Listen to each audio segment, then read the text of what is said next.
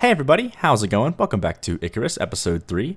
Today's episode is going to focus on the unloading section of our station, and in particular just the main room, so all the theming and stuff that goes into that area. Also some things for our guests like cubbies to put your stuff in while you're on the ride, and the ride op station for our ride ops. And then on top of that, I also want to do a little bit of work on some structural stuff on the lower half of this building, because again, we're trying to work our way towards finishing up this lower building so we can get into the upper building and all that awesome stuff in later episodes. To start off here, I'm going to show you a few of these little areas where we do work on the structural stuff, and I will cut out quite a bit of this because it is a little repetitive. But this is just like the general form of things that I was making for roof supports. So just like the nice cross beam, the actual supports for the roofing itself, and then two little like roof support beams. And I used this sort of design for a lot of the roof supports. I think the ones in the upper roof are a little more complex than this one, but they are very similar. In fact, I duplicate a lot of them, so I won't show all of that obviously, but just some interesting stuff. And this certainly makes the interior look much more interesting. Instead of just looking up at like a boring, flat roof, you get to see some nice cross beams and all that stuff, and it makes it much more interesting to look at, which is nice. So to start off on this side, I wanted to jump into our ride op stand, and you can see we're using some of this orange brick that we used in that big tower there right behind the ride op stand. Mostly because it just so happens to be like right there, the ride op stand is right next to where that tower connects to the building, and it's kind of an awkward little piece where it connects because it's obviously not on grid, and it's sort of just weird how it kind of sticks in there. So I thought if we combine these two things together, it sort of makes a nice little connection, and it all seems like one big component of the building rather than a weird little seam between the two different buildings. So hopefully that makes sense. I just wanted to make it look a little more natural. So that's what that's all about. And of course, still using the same wood planks for almost everything on the interior. That's kind of a common theme now with the design for this interior area. So you'll see quite a bit of that in this area in particular. And, I guess across the rest of the building as well. But it's really going to be common in these lower rooms that are a part of the lower half of the building. So beyond this ride op stand, I also wanted to add in some cubbies for our riders, and something that I realized like right away is that I wanted to have cubbies, but I didn't really know where to put them because of course there's a giant curved wall behind the ride op stand, and you could do curved cubbies. It wouldn't be that hard to do something like that, but the problem with that is the windows on that big tower thing are a little bit low, and it would mean the cubbies would be tiny and there's not enough room for all the riders. So I decided to go with a different design that I think actually fits better with our theme anyway. So I'll design this single cubby here, and we'll of course use our archer for scale. And the single cubby will get rotated around 4 times, so we'll have like a nice square kind of cube of cubbies, and the interior can be hollow. So what we can do there is do some sort of natural element of some kind. I was thinking at first maybe like a big rock kind of arch that goes up into the roof, because of course we've got tons of rocks going on, and I felt like especially in this big like kind of orange rock tower, it definitely made sense to have some natural rock elements in there and really emphasize that kind of indoor outdoor theme we're going with from the last episode. But then I got the idea of why not make the center of these cubbies be like a waterfall, so the water's kind of falling in from some rocks that are also connecting up to this area. So that's where I then decided, okay, we'll make 3 cubbies, and then we'll have the rocks connecting on the side here, and those will kind of all merge into our exit area, which will be like a little cave you kind of walk out right back into the building again.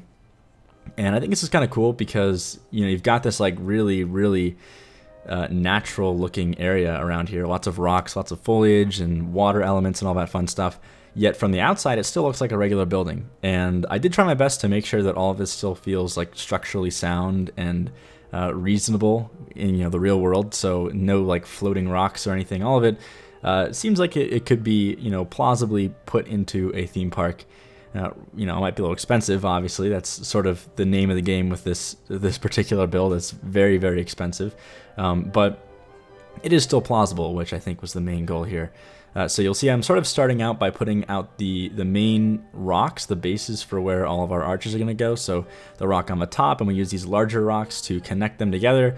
And then I'll go with the smaller rocks and try to make it look a little more natural, like one big arching kind of rock formation. And I did want to leave some room in the middle here because we're going to have some water falling down between the different cubbies over there. But that's where these little kind of flat rocks come into play as like places where the water can kind of bounce off down into the centerpiece here as, again, sort of like a little fountain.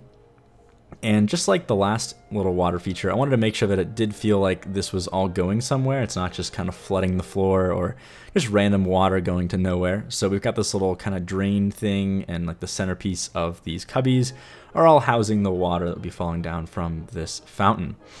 I also had a bit of a hard time making sure that the water wasn't splashing outside of our little cubby kind of area over here. I didn't want to get all the stuff wet or, you know, have water splashing out onto the tiling everywhere. So that was a bit of a challenge because you only really have like, I guess, 1 or 2 water options. You know, you can't really use the large one. It's way too big. And the medium was a really, really strong jet of water that I only use at the bottom there.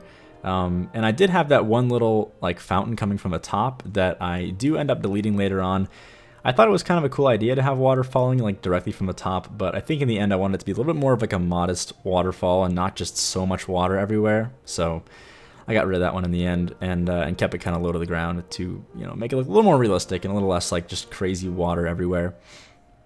And again, I'm using these rocks quite a bit to try to blend in the textures between this like orange brick and the white stucco walls for our station interior. And it was at this point that I started thinking a little bit about the positioning of the ride op station. I guess you call it the ride op station. I don't know. I'm just calling it the ride. I'm sure there's like a technical name for it, but I don't really know. But I did start thinking, okay, well, if I was a ride op, I don't know if I want to have people walking behind me while I'm trying to do my job. It'd be a little distracting and maybe not very safe. So, and I don't know if that's like paranoia or what. I'm sure that they don't do that in the real world anyway. So we needed something to kind of divide the ride op from all of our guests as they go to get their stuff. So we'll eventually have some little wooden kind of fencing to prevent people from walking behind the ride op.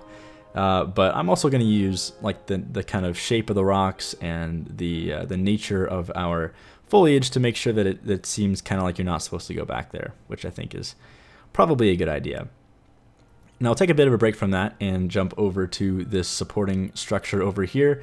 I am going to make some supporting structures for the roof on this side, but this side of the building will be connected to another building, in particular the brake and block run area, and then also the transfer track. So the lower sections won't get any detailing quite yet, but this upper section will be visible from the outside, so I definitely wanted to have some nice supporting structures and, of course, those roof frames that I kind of cut out from the build as well. But moving into this inner design again, I did find this cool like twisted kind of tree trunk thing, and I thought it'd be pretty cool to have that kind of wrapping around the rocks, as well as lots of hanging foliage and stuff. I started out with the ivy just to kind of get an idea of where things were going to go, and then I used this this bush that is very obviously a hanging bush. I think that almost everybody in this game uses it in that respect, and it definitely works very well for that. But even just angling it to the side and then kind of having it just come out over the rocks makes it seem like there's some kind of rock coverage of foliage that isn't really, you know, it's kind of hard to do that any other way, I guess. So that's nice for that as well. We'll have some ivy growing on these different areas as well, because again, this whole place is just covered in foliage, so you'd expect some ivy on the walls as well. The trouble with this ivy, I think I mentioned this in the last episode as well, is that it's only two-dimensional, so you got to be kind of careful when you're hanging it in open air areas, because if you're looking at it from the side, it's just like totally invisible, which is kind of weird. So I try not to do that too much, only in very specific locations.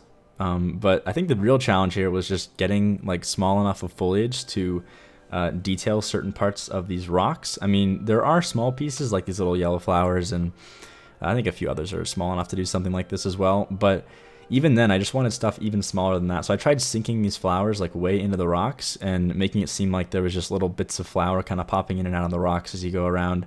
And this flower in particular was a really good one for that, I think, because the round shape really makes it easy to really sink it in there and get just like a couple little flowers peeking in and out of the crevices, which I think is kind of a realistic look for something like that. And again, back with the bushes, just in very particular locations, very sunken into the rock, so you only see the outsides of them, which is kind of a nice little rock cover for foliage. And some more of these flowers again around here. And this was definitely something I tried to do all around this station. I didn't want to have it be entirely rocks and foliage and stuff, but I did want it to be like pretty immersive and pretty foliage dense in certain areas. So particularly this exit, I kind of like how you exit like through this little rock cave, and we've got the same wooden fence posts and all that stuff that we used on the other side as well.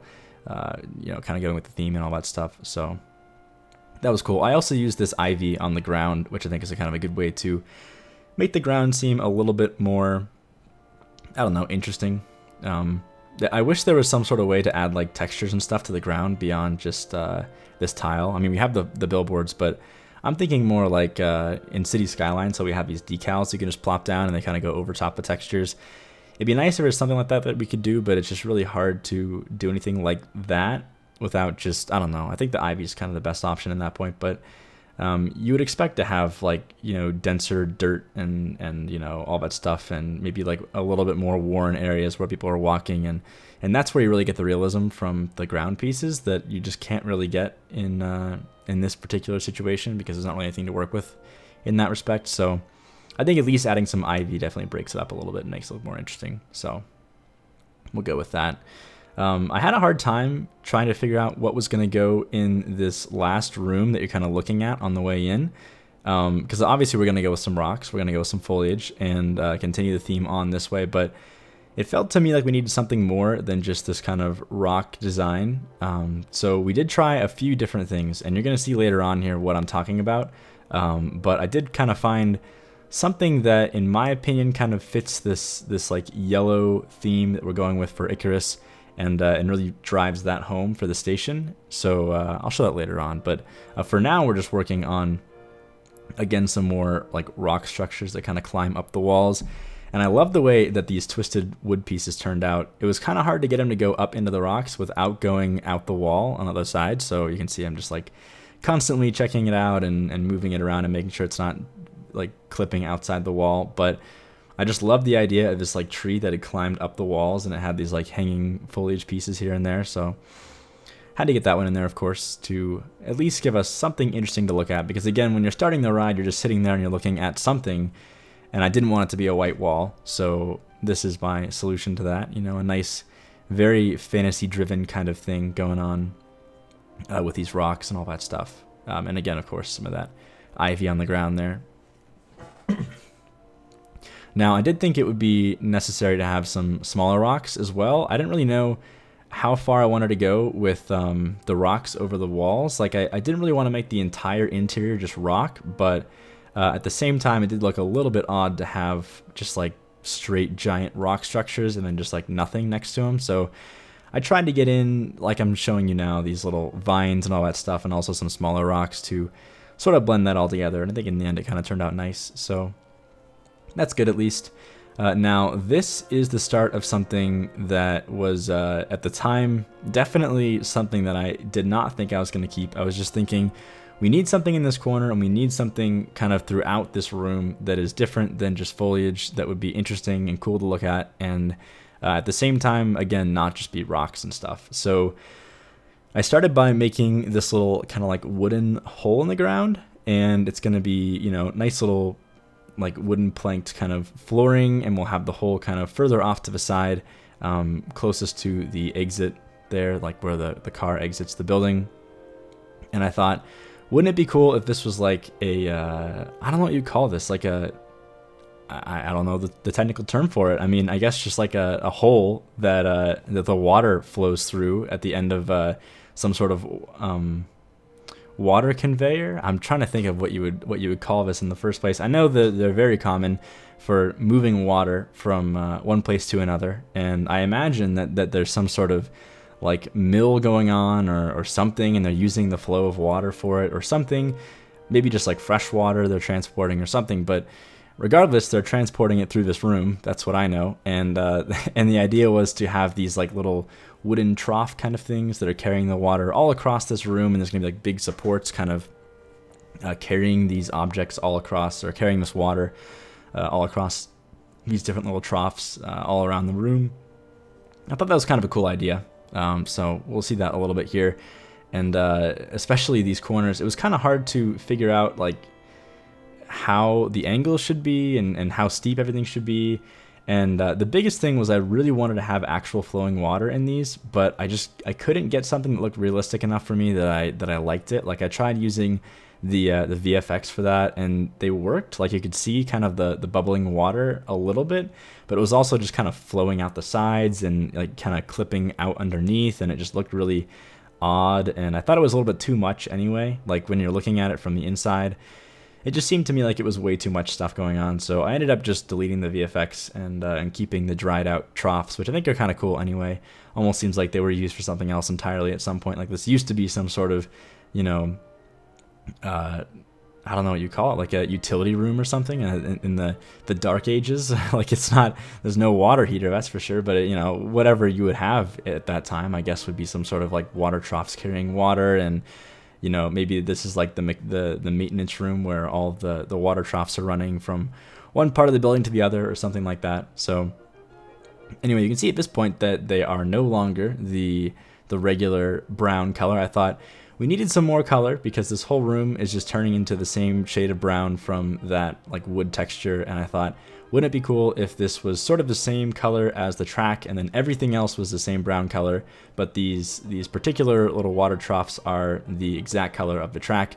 Almost kind of reminds me of like Mirror's Edge. If you've ever played that game before, it's kind of like a free running game. But the cool thing about that is the aesthetic is kind of all around like everything is white and clean, or you know, the same color, and then you've got these like little red pieces that really stand out. So I thought we could do kind of something similar with these really, really bright yellow pieces that sort of stand out compared to the regular brown. And I know it seems a little bit weird at this point in the build, but I do think when it was all done, it actually turned out pretty good. So I'm pretty happy with it in the end. Again, we could have added water to it, but it just really, in my opinion, didn't fit very well. Like it was kind of cool, I guess, to have the water, but the big thing was, of course, you're going to have some performance hits because all the VFX, and on top of that, it just didn't look super great. I thought it was too busy for our design. We already have so much stuff going on here anyway that it kind of made sense to keep it nice and simple. So that's what I'm doing with this one here. And I don't even know if I'm going to show a whole lot of the other side of this trough building process. It did take quite a while to do all this stuff, but throughout it, the supporting was certainly the hardest part because you only have like a very limited selection of like wooden pieces to work with, and we really only have those two lengths, like the shorter one and the longer one.